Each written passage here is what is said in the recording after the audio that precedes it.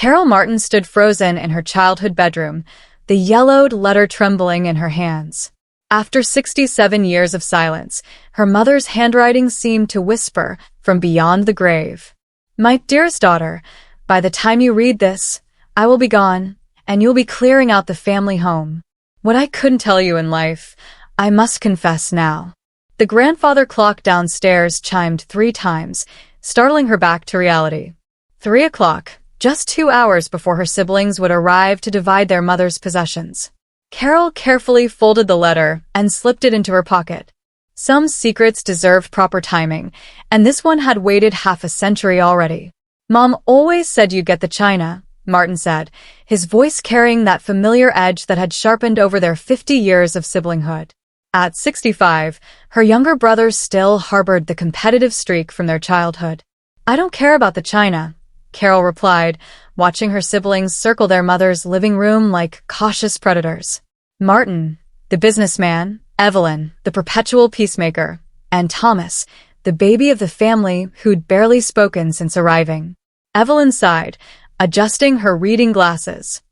Let's just follow Mom's will. She was always meticulous about these things. Thomas remained by the window, gazing out at the oak tree where their father had built them a swing set decades ago. Does it matter who gets what? It's just stuff. The tension in the room crackled like static electricity before a storm. For siblings in their 60s, reunited not by choice but by obligation, each carrying their own version of the past within these walls. Easy for you to say, Martin muttered. You moved across the country, barely visited. Now you want an equal share? Martin, Evelyn warned. Carol felt the letter burning in her pocket. Their mother, Eleanor Martin, had always been the foundation that kept their fractured family from completely crumbling. Even in death, she was bringing them together, though Carol wondered if this final revelation might tear them apart forever. Thomas turned from the window, his expression unreadable. Does anyone know why Mom called me last month? She said there was something important we needed to discuss, but then she never mentioned it again.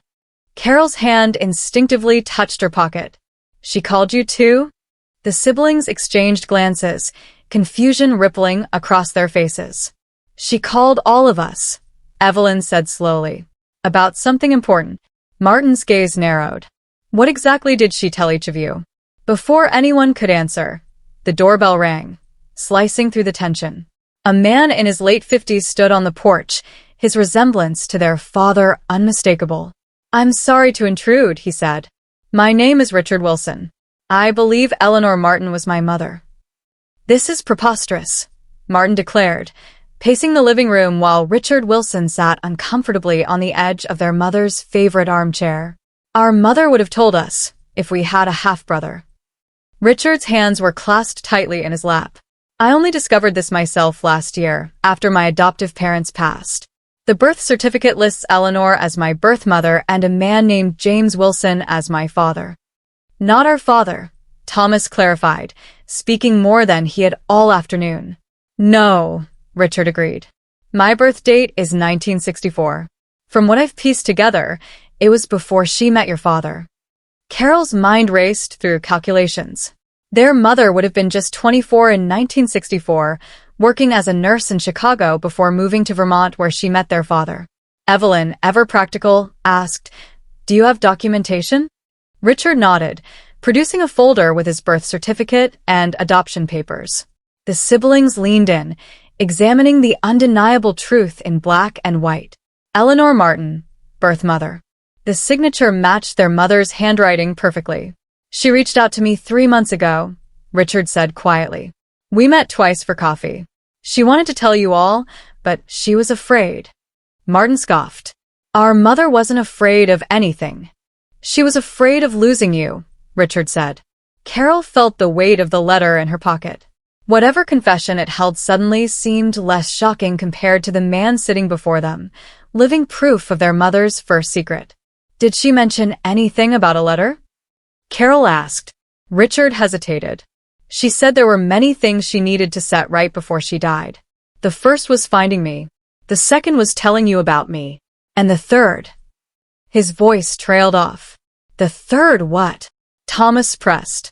She said there was something about your father that you all deserve to know. The attic had always been forbidden during their childhood.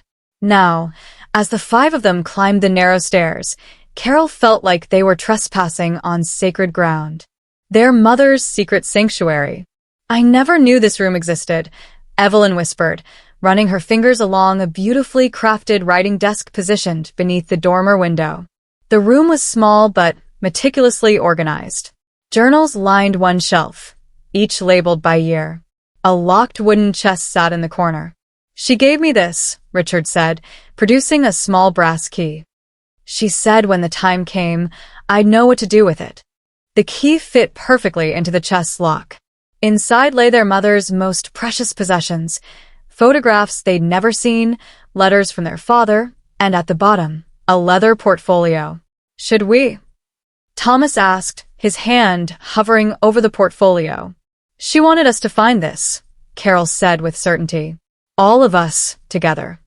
Inside the portfolio were medical records, psychiatric evaluations, and court documents all bearing their father's name.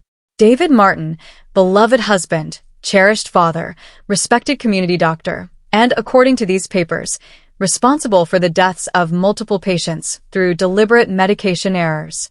This can't be true, Martin whispered, the color draining from his face. Richard looked as shocked as the rest of them. I don't understand.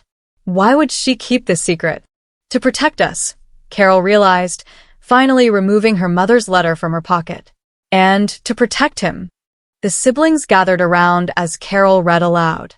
My dearest children, the truth is a heavy burden I've carried alone for 40 years.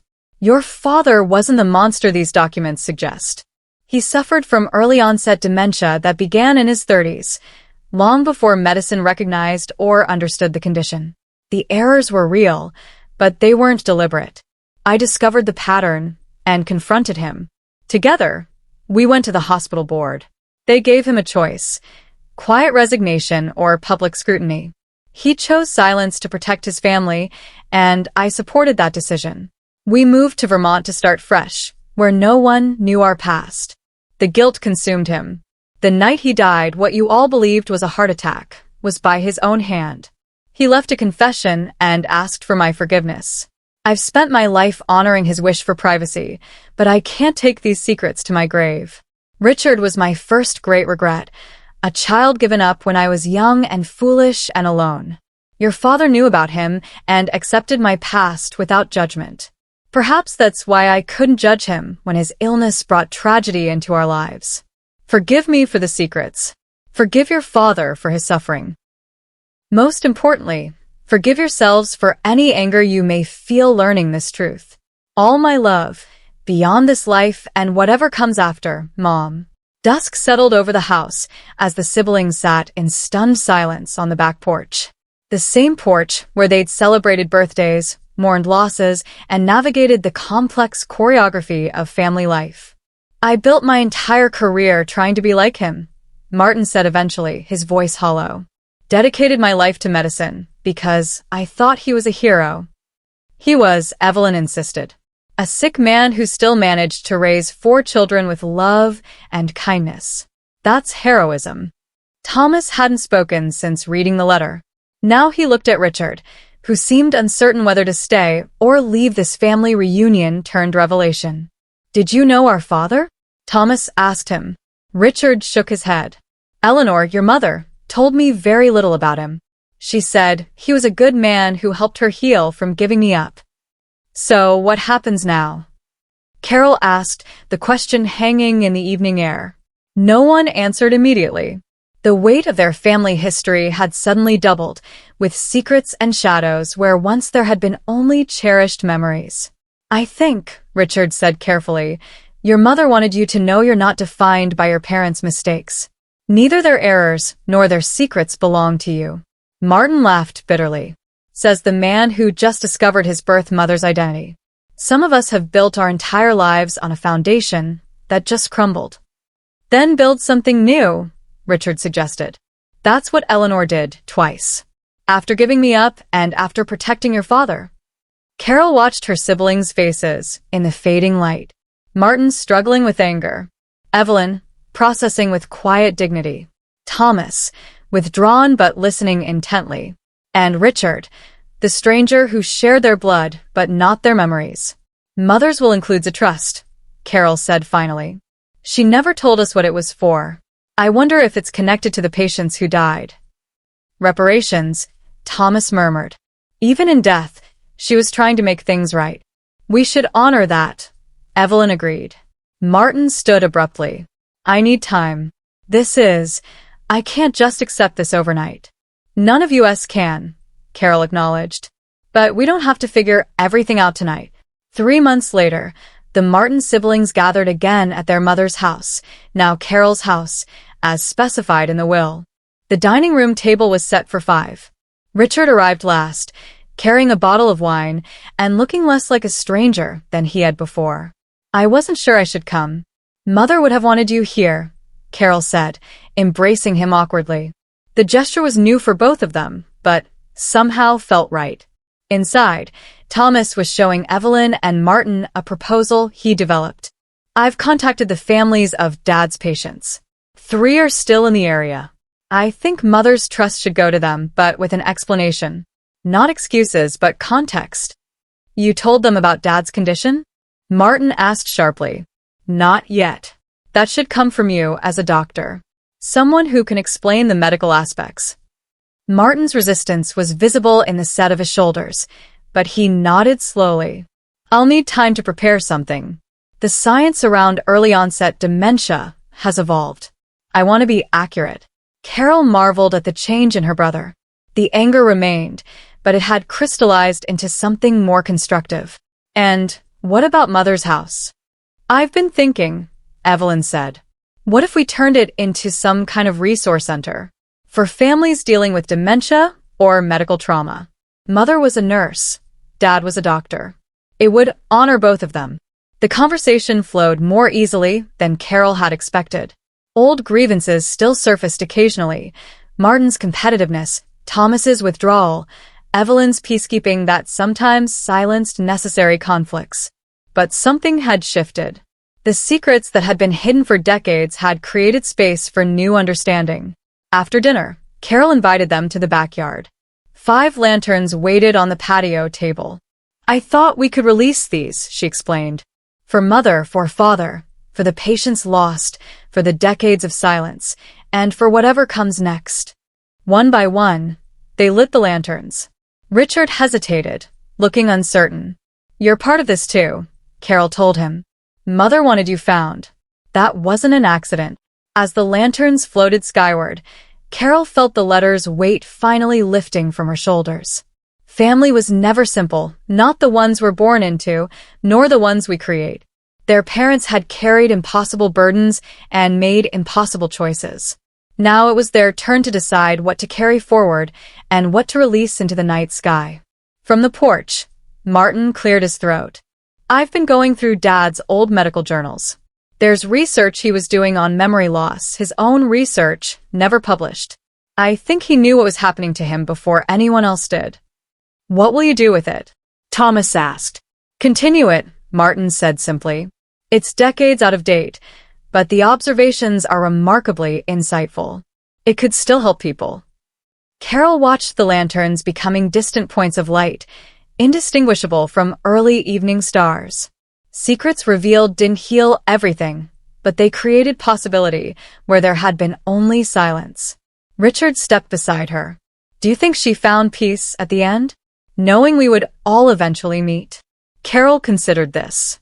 I think she found peace knowing she'd finally laid down the secrets she'd carried for a lifetime. The rest was up to us. As darkness settled completely over the Martin family home, the 5 figures remained in the garden, connected by blood and secrets and the tentative promise of something new emerging from the ashes of what they'd thought they knew. Some family secrets, once revealed, destroyed everything in their wake. Others, like these, painful as they were, offered a chance to rebuild on foundations of truth rather than comfortable illusions. The choice of what to construct on those foundations would be their next chapter, one their mother had given them the courage to write together.